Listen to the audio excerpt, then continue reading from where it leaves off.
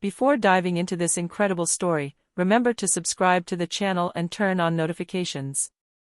Here, every story has something to say, and you won't want to miss a single one. It was an ordinary day on the busy streets of Washington, D.C. When a young black boy, barely 14 years old, carefully crossed the sidewalk, a white police officer called out to him abruptly. "Hey, you!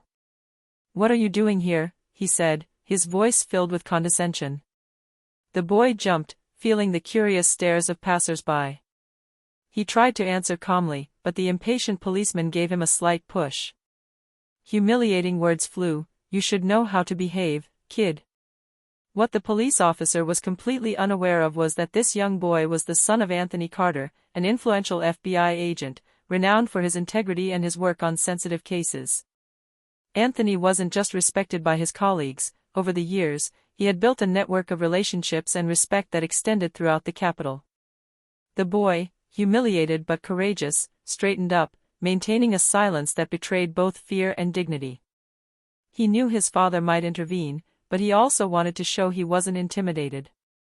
Passers-by murmured among themselves, some shocked by the policeman's arrogance, others hesitant, unsure how to react. This simple incident would unleash an unexpected storm. The boy's humiliation would not go unpunished. Very quickly, his father's power and influence would transform this trivial confrontation into a public lesson in authority, respect, and justice. The sun was setting over Washington, and the streets were still teeming with people. Young Malik Carter walked cautiously along the crowded sidewalk, his backpack slung slightly across his shoulder. He had just left school and longed only to get home, to the warmth of his hearth, and to forget the exhausting day. Suddenly, an authoritative voice stopped him in his tracks. "Hey! You! Stop!" A white policeman, with a closed face and suspicious eyes, stood before him, his gaze hard. Malik stopped, clutching his bag. "What have I done, sir?" he asked, in a calm but trembling voice. The policeman looked him up and down, his hands on his hips. "You hang around here like you have the right to be everywhere. Do you know how to behave or not, kid?" Malik felt shame and anger mingling in his chest.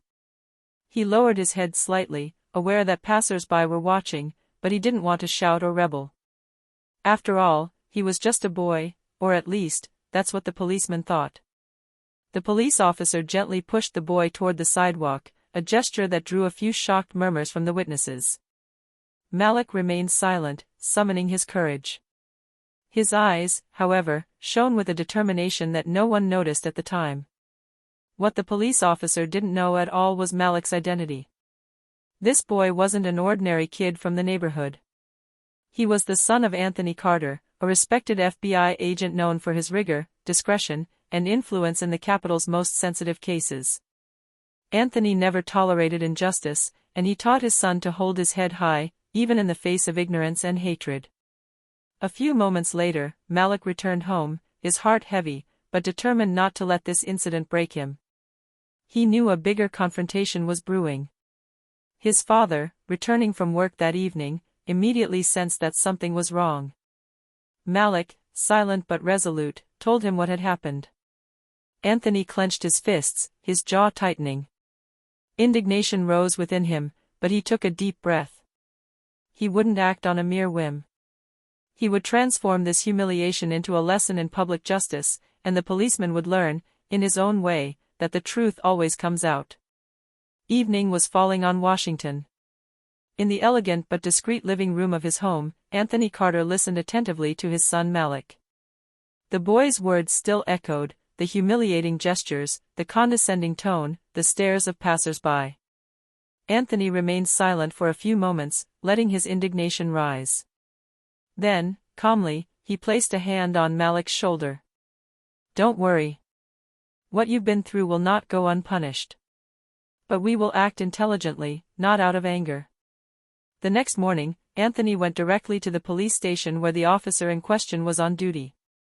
At the entrance, his name alone was enough to elicit surprised looks. The man in uniform, the one who had humiliated Malik, didn't know that Anthony Carter was an influential FBI agent, involved in sensitive investigations and respected by all his colleagues. "Hello," said Anthony in a firm but calm voice. "I'm here regarding the incident involving my son yesterday afternoon." The police officer paled slightly, a mixture of surprise and unease crossing his face. Anthony continued. "I want you to understand the importance of your actions. You have not only humiliated a young boy, you have shown contempt for justice and human dignity." A few of the police officer's colleagues began to approach, recognizing Carter's name. The man, taken aback, stammered. I didn't know." Anthony offered no room for excuses. Calmly and authoritatively, he explained that the matter would be brought before the disciplinary board and that any abuse of power would be severely punished. The police officer, trembling slightly, understood that he was no longer in control of the situation. A few hours later, an official notice circulated. The police officer was suspended for inappropriate conduct and abuse of power, and a strict reminder was given to the entire station regarding the respect due to citizens, regardless of their age or skin color. Malik, watching the scene from home via video call, felt a wave of pride and relief. His father had just transformed the humiliation into a public and irrefutable lesson. Anthony placed a hand on his shoulder, with a calm but determined smile. "Remember this, Malik, dignity cannot be bought and never given away. Even in the face of injustice, patience and strategy are better than blind anger." The young boy finally understood that his father's power lay not only in his work at the FBI, but in his ability to protect those he loved and to turn humiliation into justice. And from that day forward, no obstacle, no act of contempt, could shake their pride. The next day, the incident that had humiliated Malik became a public affair. Several witnesses had taken photos and videos of the scene on the sidewalk.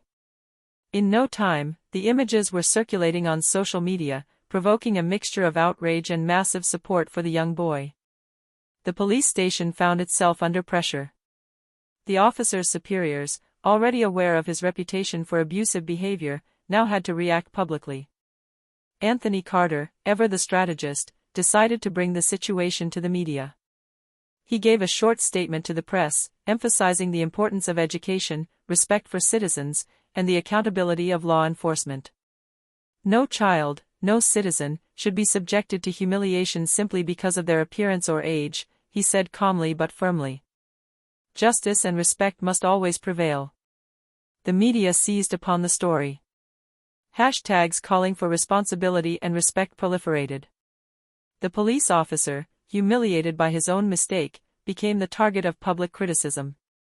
Even his colleagues were forced to acknowledge that his conduct had been unacceptable. Malik sensed a change at school. His classmates now looked at him with admiration and respect. He was no longer just the son of an influential official, but a symbol of dignity in the face of injustice.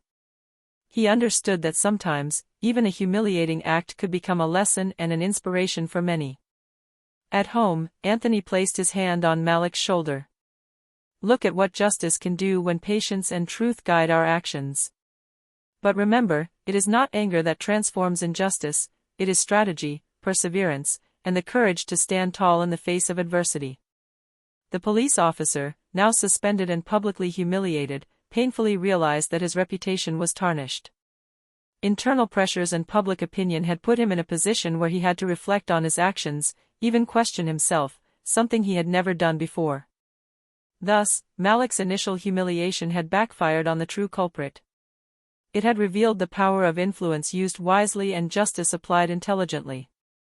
And on the streets of Washington, the names of Malik Carter and his father were beginning to be associated not only with strength and power, but also with dignity and respect, inspiring all who had witnessed the incident. A few weeks later, the incident had left a lasting mark on the city. The police officer, still suspended, had to undergo mandatory training on respecting citizens and managing conflicts. His reputation was tarnished, and every interaction with the public was now scrutinized. One morning, at a city-organized event on respect and citizenship, Anthony Carter was invited to speak. Beside him, and to everyone's surprise, was the humiliated police officer, called upon to share his story of change. I never realized the impact of my actions," he began hesitantly, his gaze lowered. "I was arrogant, unfair, and cruel. Today, I understand that every gesture counts, and that the humiliation I inflicted on Malik was unacceptable. I am deeply sorry. Anthony Carter listened, his face calm but serious, then turned to the audience. True strength does not lie in the authority or power one believes one possesses. It lies in the ability to recognize one's mistakes, to repair the harm caused, and to treat every person with respect. Young Malik, sitting in the front row, felt his heart swell with pride and relief. The policeman had faced his own mistake, and forgiveness had taken on a new dimension, that of learning and transformation. The story spread throughout the city. In schools, neighborhoods, and even some police departments, the incident became an example of courage, dignity, and responsibility. Malik had not only overcome the initial humiliation, but he had also shown that patience, strategy, and respect could transform an injustice into a universal lesson. Anthony placed his hand on his son's shoulder, a discreet smile on his lips. Remember this, Malik, true victory is not about punishing or humiliating those who have wronged us. True victory is about transforming injustice into an example, and letting those who observe learn to be better.